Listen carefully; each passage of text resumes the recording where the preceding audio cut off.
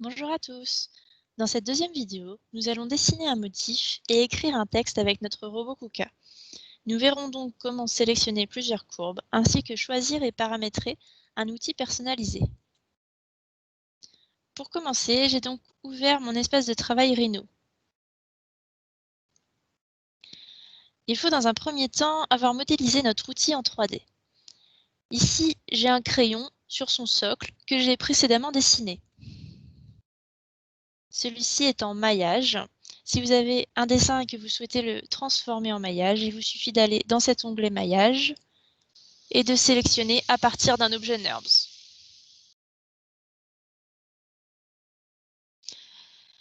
L'outil personnalisé doit bien être placé à l'origine de notre espace de travail afin d'être correctement utilisé par le robot KUKA. J'ai ensuite dessiné un oiseau sur mon espace de travail afin qu'il soit dessiné avec le crayon par le robot KUKA. Une fois ces deux étapes effectuées, je vais pouvoir ouvrir le logiciel Grasshopper. Donc, dans ma barre de commande, j'écris Grasshopper pour ouvrir le logiciel.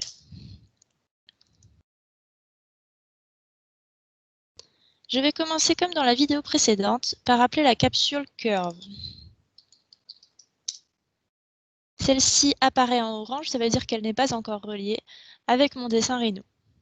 Pour les relier entre elles, je vais cliquer droit sur la capsule et sélectionner Set Multiple Curves, car nous avons plusieurs courbes. Cette opération me permet de sélectionner les différentes courbes à usiner sur Rhino dans l'ordre d'usinage. Je vais donc par exemple sélectionner d'abord le bec, puis l'œil, etc.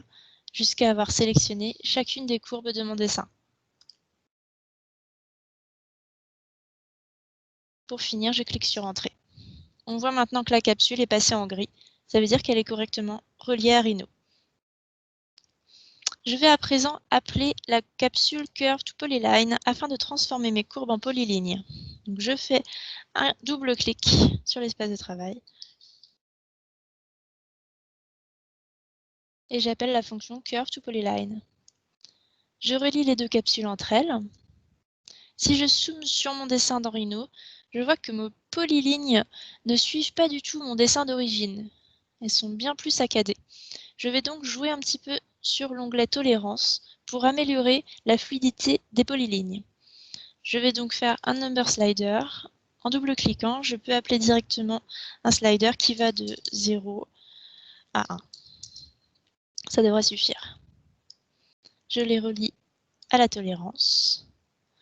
Et si je règle un tout petit peu mieux, je vois que mes courbes sont à présent beaucoup plus fluides. Si ça me convient, je passe à la suite. Je vais maintenant faire apparaître les différents points de contrôle de la polyligne. En double-cliquant, j'appelle donc Points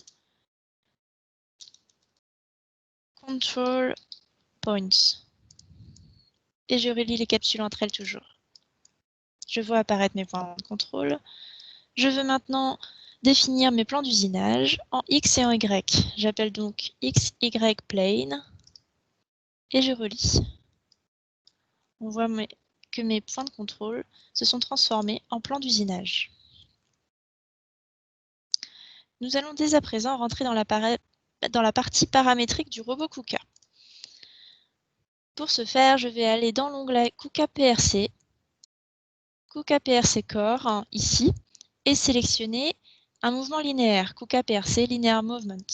Je le sélectionne et je le dispose. Je relie les capsules entre elles. Puis, je vais appeler directement le cœur de mon robot. Pour cela, toujours dans l'onglet KUKA PRC, KUKA PRC Core, je sélectionne le cœur du robot.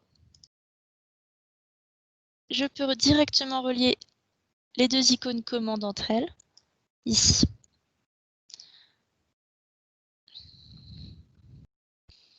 Je peux déjà relier la capsule de simulation au cœur du robot. Pour ce faire, deux options. Soit j'appelle un number slider pour le faire manuellement, donc de 0 à 1 par exemple, que je peux relier ici. Ou bien, si je veux le faire en automatique, dans l'onglet KUKA PRC Core, je choisis KUKA PRC Play. et je le sélectionne. Donc je peux le faire manuellement avec un slider ou en automatique avec un simulateur automatique. Voilà. Puis il me demande quel outil je vais choisir. Donc nous avons un outil personnalisé. Pour le paramétrer, nous allons toujours dans l'onglet KUKA PRC, puis Virtual Tool, ici, et je vais choisir Custom Tool for KUKA PRC.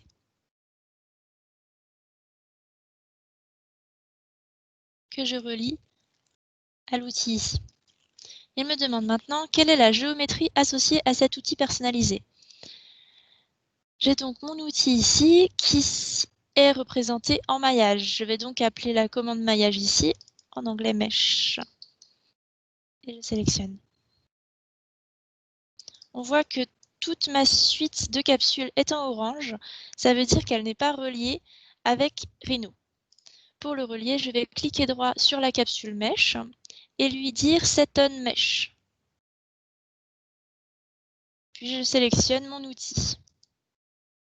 Il est passé en gris, ça veut dire qu'il a bien compris que mon outil personnalisé était relié maintenant à Grasshopper avec Rhino.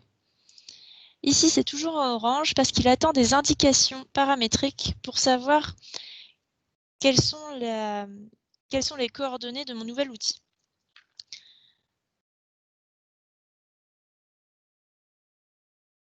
Donc, je vais préciser les paramètres de mon outil en double-cliquant sur cette capsule. J'ai mesuré préalablement sur mon outil manuellement quelles étaient les coordonnées. Je vais donc les remplir ici. En X, j'avais un décalage de 100 mm, en Y, pas de décalage, et en Z, un décalage de 33,5. En A, B, C, c'était 0. Et je confirme. La capsule est maintenant passée en gris, ça veut dire qu'elle est correctement paramétrée. Je peux enfin indiquer quel robot j'utilise. Donc dans l'onglet KUKA PRC, je vais choisir Virtual Robot et sélectionner quel type de robot j'utilise. Ici, le KUKA Agilus KR6 KR10 R900. Je sélectionne et je le dispose. On va le voir directement apparaître sur mon espace de travail Rhino, ici. J'ai fini ma suite paramétrique, je peux simuler automatiquement le mouvement pour voir ce que ça donne. On voit ici que le robot se démultiplie dans la simulation.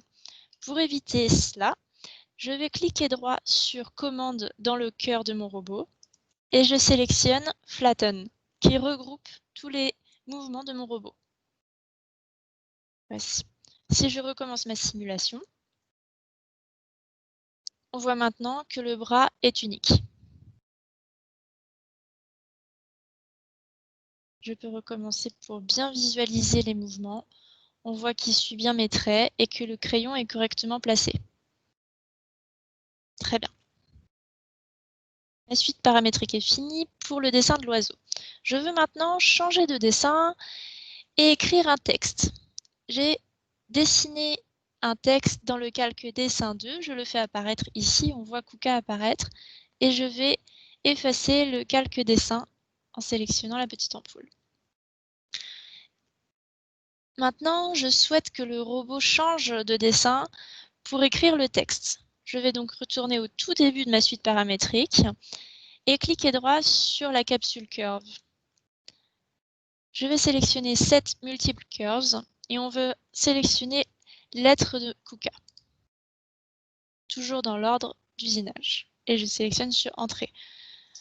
On voit que automatiquement, le robot comprend que l'on souhaite remplacer notre dessin d'origine par le dessin KUKA. Je peux simuler encore une fois le déplacement du robot. Si cela me convient, je vais maintenant pouvoir exporter mon code et vérifier la fluidité du mouvement de mon robot. Je vais pour cela cliquer sur KUKA PRC Settings à la fin de ma suite paramétrique.